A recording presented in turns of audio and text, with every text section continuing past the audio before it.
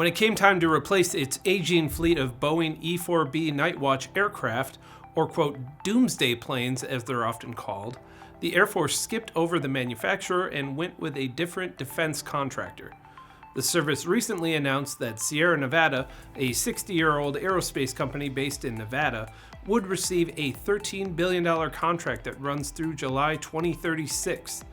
The Nightwatch, which is a militarized version of the Boeing 747-200, is a 4-engine aircraft that's capable of refueling in flight.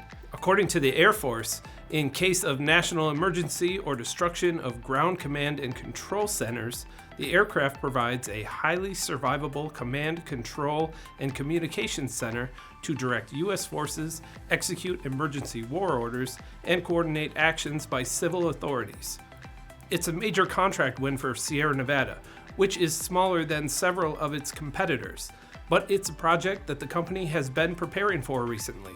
According to Aviation Week, Sierra Nevada last year opened a 90,000 square foot maintenance, repair, and overhaul hangar.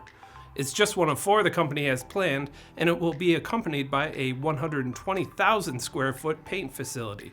Sierra Nevada's strategy worked, and it won the contract for the Survivable Airborne Operations Center, which will include about 8 to 10 planes. But as the report points out, the new fleet may actually grow beyond that number, since the Air Force is being pressured to bring back a program that keeps a nuclear command post in the air at all time.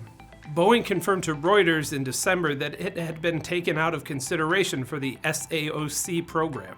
However, its planes may still be involved. The Boeing 747 is still the top candidate for replacing the current fleet of Nightwatch aircraft, and if that's the case, then Sierra Nevada will be in the market for some lightly used 747s that it can upgrade. I'm Ben Munson, and this is Manufacturing Now.